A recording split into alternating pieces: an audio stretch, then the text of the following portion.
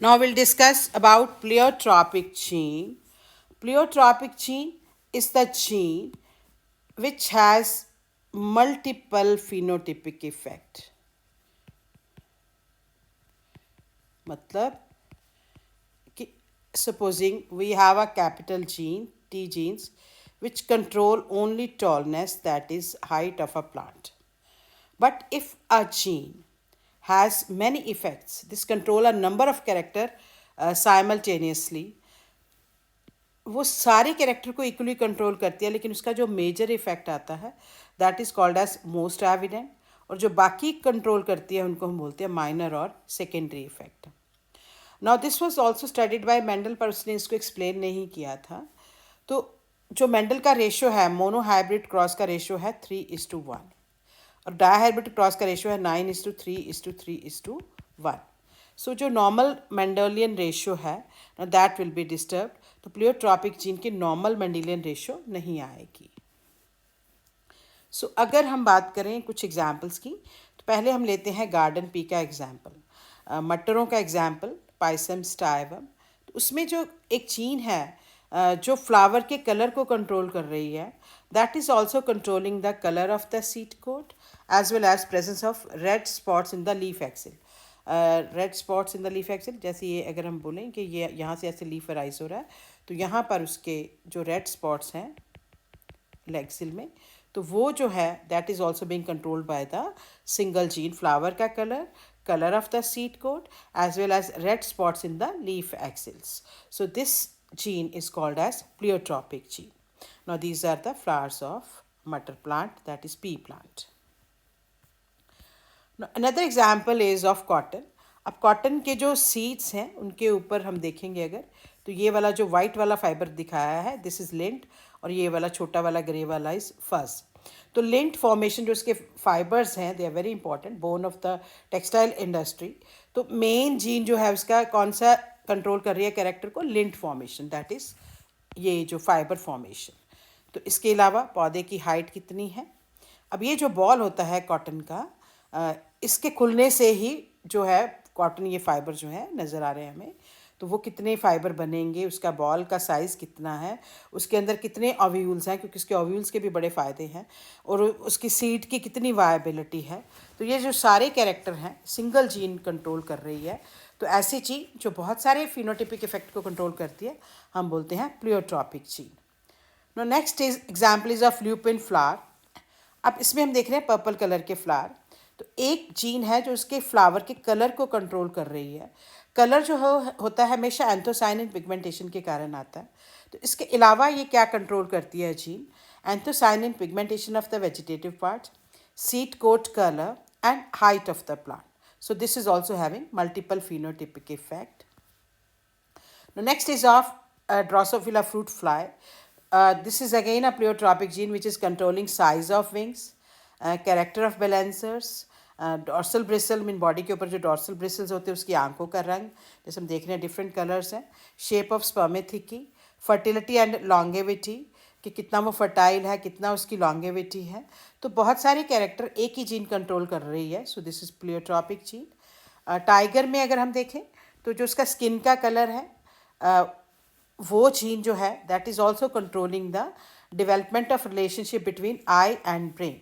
These are eyes and this is its brain. जो colour control कर रहा है वो इन चीज़ों को भी कंट्रोल कर रहा है. So this is again a pleiotropic gene. अब another example in human beings of sickle cell anaemia. अब सिकल सेल अनीमिया क्या होता है बेसिकली, कि नॉर्मल रेड ब्लड कॉर्पसल्स का शेप ये वाला होगा, और जब वो सिकल शेप हो जाते हैं ऐसे करके तो उनकी सिकल शेप हो जाता है. And this is due to development of the haemoglobin. Haemoglobin अगर नॉर्मल है so this is like this HPA, अगर वो एबनॉर्मल है HBS, that is of sickle cell. अब नॉर्मल से जब वो एबनॉर्मल हो जाता है तो उसके बाद बहुत सारी चेंजेस आती हैं. तो जैसे एक चेंज आई फर्दर उसके बाद डिफरेंट चेंजेस आती हैं. तो वो जो चेंजेस आती हैं बाय प्लियोट्रॉपिक जीन, जो सीक्वेंस ऑफ चेंजेस आता है that is called as syndrome. So इसको हम एक्सप्लेन करते हैं ऐसे कि प्लियोट्रॉपिक जीन में डिफेक्टिव हीमोग्लोबिन है, it will not be able to carry the oxygen properly. अब जो ऑक्सीजन प्रॉपरली नहीं जा रहा, फूड डिस्ट्रीब्यूशन प्रॉपर नहीं होगा, so there is production of haemoglobin S type. अब क्या होता है कि जब ऑक्सीजन की कमी हो जाती है तो ये जो नॉर्मल रेड ब्लड कॉर्पसेस हैं वो सिकल शेप हो जाते हैं। अब ये जो सिकल शेप है, they will not be able to carry the oxygen, they will not be able to carry the food supply, then toxic product will not be eliminated from the body, तो detoxification नहीं होगी properly, और ये जो blood vessels को control भी कर लेती हैं, उसके अंदर जमा होना शुरू हो जाते हैं, मीन उनका वेस्ट जो है उनके अंदर इकट्ठा होना शुरू हो जाता है। तो ultimately when oxygen not being passed, food is not being passed, toxins are being accumulated in the body, so there will be damage to the organs, spleen and brain will be damaged and other organs will also be damaged. So एक gene के change की वजह से बहुत सारे changes आते हैं, तो ये जो सीक्वेंस ऑफ इवेंट हो रहा है, this is called as syndrome. All related changes of a pleiotropic gene, जैसे एक उसने मेजर इफेक्ट किया, फिर उसने माइनर इफेक्ट किए, तो जो पूरा सीक्वेंस है that is called as syndrome. Another example is of phenylketonuria. This is a human disorder. Usually we use protein in our body. Proteins they are made up of amino acids. So वो properly metabolize हो जाते हैं, लेकिन sometime जिनको ये बीमारी है उनमें जीन एक काम नहीं कर रही, which is not metabolising the phenyl alanine. तो जब वो जीन काम नहीं कर रही है, फिनाइल एलानिन का मेटाबॉलिज्म नहीं हो रहा है, तो आगे क्या होगा, phenyl alanine will accumulate in the body. तो वो जगह जगह पे बॉडी पे डिफरेंट टिश्यूज़ में, कनेक्टिव टिश्यू में या किसी और टिश्यू में इकट्ठा होना शुरू हो जाता है। तो उसके फर्दर चेंजेस आते हैं कि इंसीजर्स में ऐसे स्पेसिंग बढ़ जाती है, या स्किन के ऊपर पिगमेंटेड पैचेस बढ़ने शुरू हो जाते हैं, या हेयर एंड आइज़ में पिगमेंटेशन का लॉस हो जाता है, स्टेचर जो है शॉर्ट हो जाता है, बहुत सारा पसीना आना, एक्सेसिव स्वेटिंग, बहुत पसीना आना शुरू हो जाता है। अब वो जो प्लियोट्रॉपिक जीन जो इफ़ेक्ट कर रही है किसी को कैरेक्टर को, वो कितनी पॉपुलेशन में एक्सप्रेशन आ रहा है, this is called as irregular dominance. अगर वो पूरी पॉपुलेशन में नहीं आ रहा है, कुछ में आ रहा है, सो उसका वेरिड एक्सप्रेशन है, या डोमिनेंट एलील कुछ पॉपुलेशन में अपना एक्सप्रेशन शो कर रही है, तो उनको हम बोलते हैं इरेगुलर डोमिनेंस। सो उसके कई रीज़न हो सकते हैं कि उस जीन के, मान लीजिए ये डीएनए में जीन पड़ी है, तो इसके आसपास कौन सी जीन्स है वो इसको इफेक्ट कर रही है कि नहीं कर रही, वहाँ पे पीएच कैसा है, टेम्परेचर कैसा है, या वहाँ पे न्यूट्रिशन कैसा है, एनवायरमेंटल फैक्टर कैसे हैं, so this is also being affected by those factors. So this is called as irregular dominance.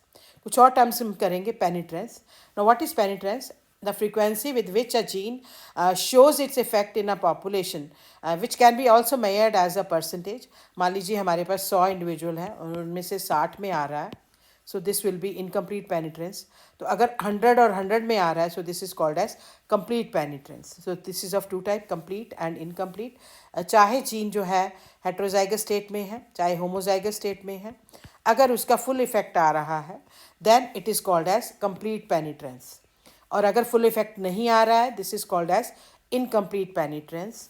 जैसे हम देखते हैं कि ह्यूमन बींग में ज़्यादातर क्या है, ब्राउन और ब्लैक आइज, लेकिन कुछ शो में ब्लू कलर भी है, फ्लावर कलर इन पी, ये इसकी एग्जाम्पल्स हैं। So incomplete penetrance will be only in certain individuals. So incomplete penetrance के हम कुछ एग्जाम्पल्स करते हैं। मान लीजिए 60% पॉपुलेशन में है, तो हम कहेंगे 60% पेनिट्रेंस है। तो इसके कुछ एग्जाम्पल्स हैं, जैसे पॉलीडेक्टाइल। आप देख रहे हैं कि जो हाथों की उंगलियां हैं या फिंगर्स हैं, ये नॉर्मल हैंड की 5 है और यहाँ पर हमारे पास 6 हैं, तो इसको हम बोलते हैं पॉलीडेक्टाइली, मीन ज़्यादा डिजिट्स का होना, पॉलीडेक्टाइली। लेकिन अगर डिजिट फ्यूज़ हो जाए, जैसे यहाँ पर हम देख रहे हैं कि फ्यूज्ड है, तो इनको हम बोलते हैं सिनडेक्टाइली। तो ये सारे इंडिविजुअल्स में नहीं होती। मान लीजिए 10 में से एक में है, तो हम कहेंगे 10% इसका पेनिट्रेंस है, राइट। सो अल्टीमेटली ये कुछ इंडिविजुअल्स में होती है, सब में नहीं होती। सिमिलरली एक डिजीज़ है डायबिटिस मेलिटस। डायबिटिस होता है, इंसुलिन हार्मोन की प्रोडक्शन इफेक्ट हो जाती है, तो डायबिटिक शुगर का मेटाबॉलिज्म प्रॉपरली नहीं होता है। सो ये मान लीजिए हमारे पास 100 में से 100 में है, राइट। लेकिन हो सकता है कि 100 में वो इफेक्ट ना आए, 15 में इफेक्ट आ जाए या 20 में इफेक्ट आ जाए, तो बाकी इंडिविजुअल में इफेक्ट क्यों नहीं आ रहा है? क्योंकि वो जीन पड़ी हुई है। स्ट्रेस कंडीशन में ये जीन ओवर एक्टिव हो जाती है, या अगर हम प्रॉपरली खाना नहीं खा रहे हैं, एक्सरसाइज नहीं कर रहे हैं, तो we can control the diabetes with proper nutritive factors as well as exercise as well as change in the life style. अगर सीडेंट्री लाइफ स्टाइल है, बहुत ज़्यादा स्ट्रेस है, तो डायबिटिक हो सकता है, नहीं तो नहीं हो सकता। तो इनकम्प्लीट पेनिट्रेंस ये शो करेगा। देन इज एक्सप्रेसिविटी, कि एक जीन है जो किसी कैरेक्टर को इफेक्ट कर रही है, उसका एक्सप्रेशन कितना आ रहा है, कितनी डिग्री में वो एक्सप्रेशन शो कर रही है, this is called as expressivity. अगर वो सारे इंडिविजुअल्स में है तो हम बोलते हैं यूनिफॉर्म, अगर कुछ इंडिविजुअल्स में तो हम बोलते हैं variable. So this is all about pleiotropic gene. I hope you enjoyed my video. If you like my video, please like, share and subscribe. Thank you for watching.